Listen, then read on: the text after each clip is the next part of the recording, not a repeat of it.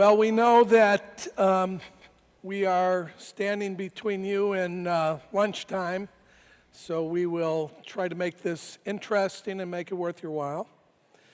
I'm here with a good friend, Robert TAS, who has now been CEO, or CMO, sorry, not yet CEO, of Pegasystems for 6 months. So Robert, given the tenure of CMOs nowadays, I think the average lifespan of a CMO is about 1 year and 7 months. You've got to make impact pretty quickly nowadays. And in this world of fragmented media, how do you go about planning for that strategically? David, thanks for having me. It's great to be here. It's great to see you again. It's been a little while. Wow, I have 11 months left is what you're telling me. I'm a little panicking right now. I think that today's world is such a different landscape for all CMOs. I think you heard the MasterCard CMO early this morning talk about the transformation that's going on at MasterCard, and I think that's consistent across all organizations. The marketing department is no longer just about advertising, and I think the way I think about my role in the organization is really around customer engagement and figuring out the best possible ways to connect our products and services with the right customers. And I think that's everything from advertising to all the way through digital experience. So I'm spending a lot of my time rethinking how we produce content, the form factors, the different distribution channels that we go about. It's significantly different than it was even a couple of years ago. And then obviously the influction of data that everybody's talking about is something new to the marketing department. So one of the first things I did when I got to Pegasystems was really rethink our analytics function and how that was staffed, how it was supported, how much data and how we were leveraging it, not just in the marketing department, but across our organization. And then the final thing that I think is really dramatically changed is the speed at which we have to operate. You talked about my tenure possibilities, but I think with all kidding aside, I think the reality is that our customers are changing, the content and the things we're talking about. We can no longer do 12, 24-month planning cycles. We have to be iterating on a very consistent and fast basis. Well, we should talk about digital since we're in the digital stream right now, and programmatic is the big thing. Everybody talks about it. I ask people what programmatic means. A lot of them have different definitions, and from my perspective, it's really about automation. Yep. So, given this new era of automation in the purchase of digital media, are you doing it? Are you going to do more of it? Are you going to bring it in-house? Are you going to let your agency work with it? What's your view on how that is evolving right now? I think it's a little bit of yes to everything you just said. I think it's obviously becoming a mainstream staple line item in the budget process. I think we have to use technology to do things more efficiently. And as I think about connecting with the right customers, leveraging the data assets, both at Pega and across the ecosystem, is imperative for our success. I think as we look at certain technologies like search and others, where we think it's a technology decision, we think that we want to be close to that execution. So we're learning, we're really trying, and you and I had a discussion earlier about attribution. I think that's the #1 opportunity that we want to get better at. We want to figure out how one thing affects another thing. The one thing that I believe is that we've made a mistake in our business is this last click attribution. And I think it's such an easy drug to get into. It's so easy to go, Google search as a good example, that was it. Well, it's not that. And I think there's a whole journey, and we're trying to dissect it. And we're going to rely on our agency partners, we're going to rely on our media partners to help us dissect that journey better. And I think there's huge opportunities there for us to all work together. Do you think we really can ever get to perfect attribution? I don't know that I think we can get to perfect, but I think we can get to near perfect.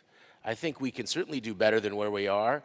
I have said this before, that I still think we're really early days. If John Wanamaker was sitting here, I think he'd be scratching his head at the lack of progress we've made there. And I know people talk about how measurable digital is, and it is. It's just that I don't think we've connected it to the entire customer experience the way I think we have the opportunity to.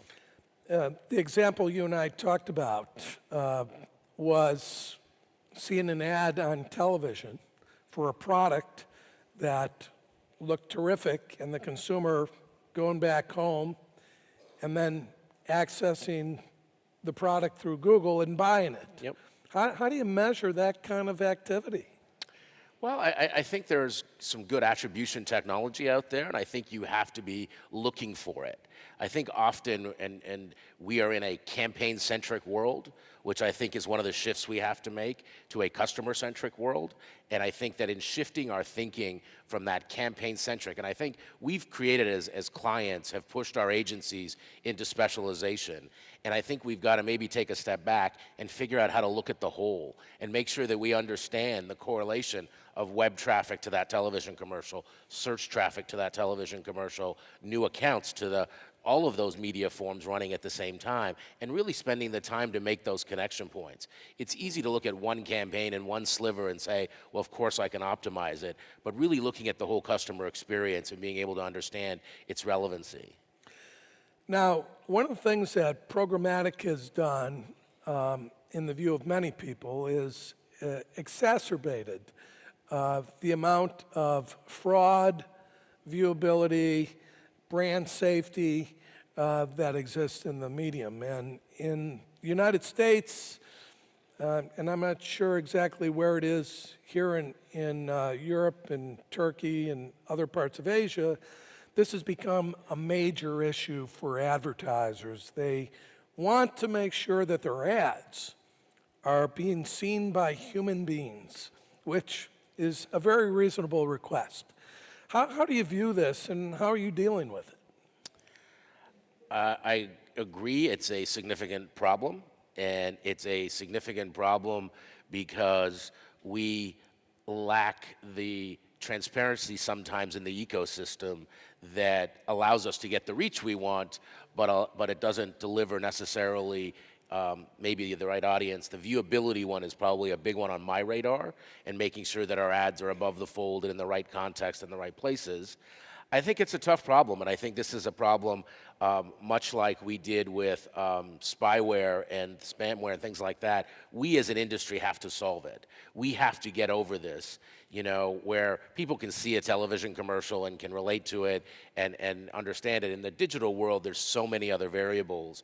And I think it's a very, very big issue that if we don't solve together, I think we all run the risk of going backwards. Now, one of the things advertisers don't like to hear is that fraud, viewability, it's already priced into what you're paying for inventory today. So are you willing to pay higher prices if we root all that out?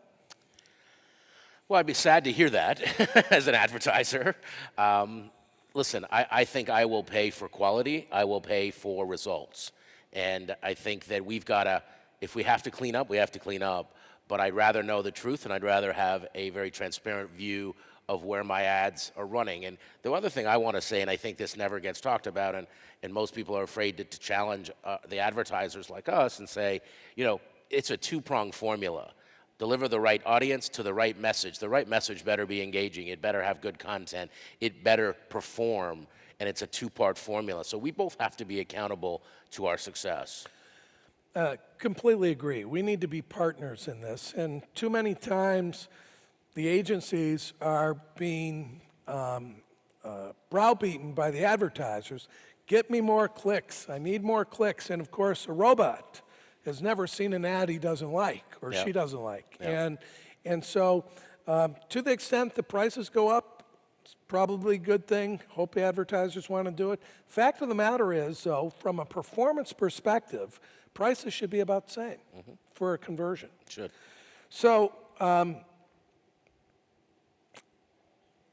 do we compare real-time bidding to private marketplaces, to direct deals with publishers overall? Is there a place for all of them, or is everything going to RTB? I definitely think there's a place for them. I think that, in my history, and maybe I'm dating myself a little bit, I think the concept of premium advertisers, or the way I like to think about it, is context matters. especially in my category, advertising in high-end, Wall Street Journal-like environments matters to my brand, matters to my audience, and I think we're willing to pay for that. And as such, I think there'll be multiple levels of people in that ecosystem that provide reach and premium access to inventory. And I think we'll figure out how we make it better along the way. I think the technology is still very early days. I think we need to do a better job of connecting our brands into the right places at the right time and figuring out those right monetization models. Now, your marketing software overall, Yep. and SaaS model as well? We do both, yeah. Both. Spending 100% of your money in digital?